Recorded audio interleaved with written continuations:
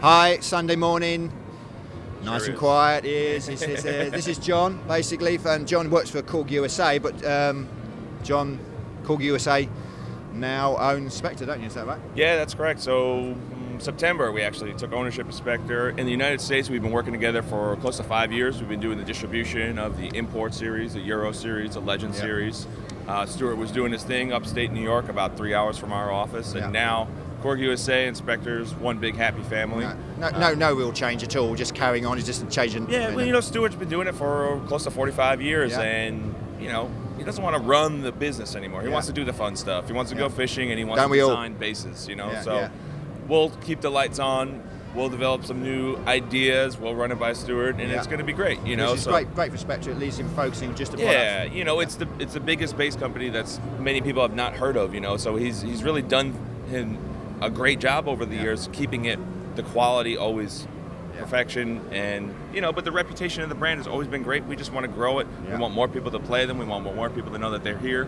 So here we are. Let's look at some product. Okay, so basically, as we know, obviously, we're looking at LX4s here, basically, which EMG, famous for the EMG pickup, the Spector Growl, the preamp. Absolutely.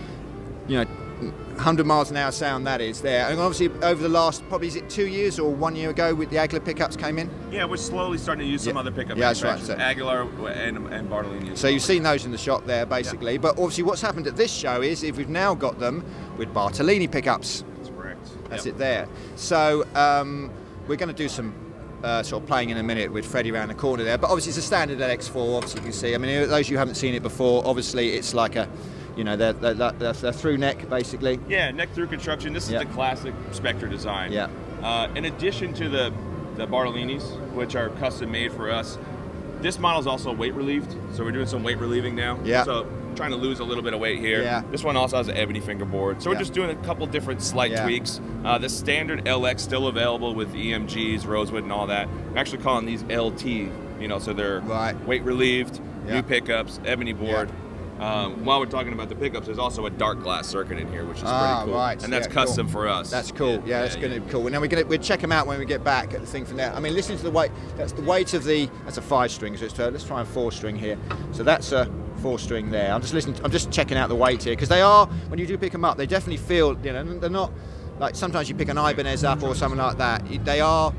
Considerably lighter, actually. I mean, it's amazing things, because obviously they're very slim body, very thin, but the through nicks give them an amazing amount of sustain. Yeah, and that's part of the construction, and that weight that you're feeling is really just the instrument. The neck goes all the way through. We use premium maple, we use European alder. I mean, only so much weight you can take off, without changing construction of the instrument. But we did want to make them a little bit lighter for those long gigs, so they're not pulling on your shoulder. Yeah, that's right. I mean, if you like that sort of thin body, very contoured body, sort of maybe you pick up a few Ibanezes at the shop and stuff like that, that sort of thing. This is obviously that, but there's a lot more sustain and the playability of the bass. You really like the neck plays great. You pick them up and you don't want to put it down. And obviously with the we'll put this back up here, but obviously that does make a big difference with the weight, actually. That's quite interesting there. So we're going to go around the corner in a minute and just talk to Freddie, who's obviously about the differences there from there between the Bartley pickups, and see what he says. Right. Just as a basic rule of thumb, so the new LT series, they got the Barts. Anything that's going to be bolted on now, so like what was called the Rebop, the Euro bolt now, Aguilar. That kind of classic bolt-on American sound. And then you have your LX EMG with the tone pump, classic Spector Growl. So just kind of widening the net a little bit. Spector's been known for amazing sound quality over the years. It's always been kind of that EMG and that tone pump kind of thing, but we want to just widen the net a little bit, because the instrument itself plays so beautifully, it sounds so great. We want more people to just say, hey, maybe I could consider that bass. Yeah, that's because the EMG had a certain sound, basically, and if you picked up the bass and played it, it's a really nice bass to play. But this EMG pickups wasn't everyone's bag, so obviously expanding with the pickups opens up to a whole more sets of bass players. And if you're in a shop, hopefully ours, you've got to pick one up and play it, because it's definitely worth it. Let's go and see Freddie now and see what let him do some playing. Right, we're around the corner now with Freddie. Hi, Freddie. Freddie's here doing the bass demonstration for Spector, and so he's going to quickly play the LT we just talked about around the corner, and then I'm going to ask him a few things of what his opinions on there. So just give us a couple of...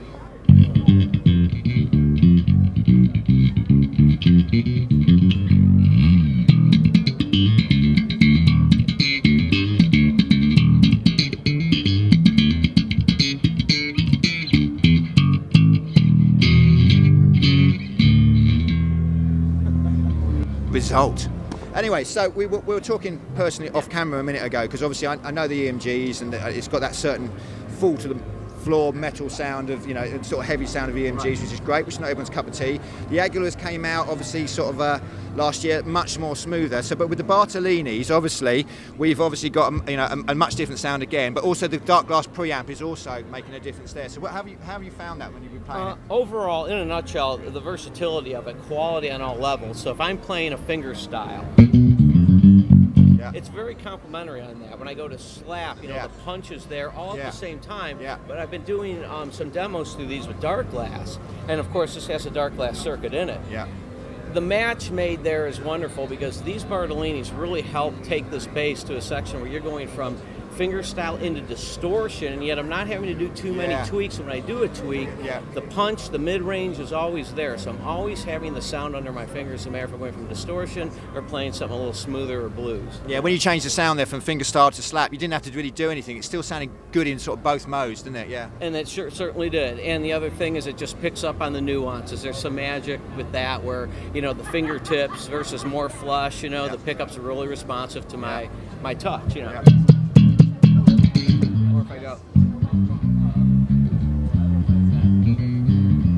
I'm not sacrificing any tone in either, you know, gamut of the styles. Fantastic. Play us out for a couple of secs. All right. Yeah, cheers.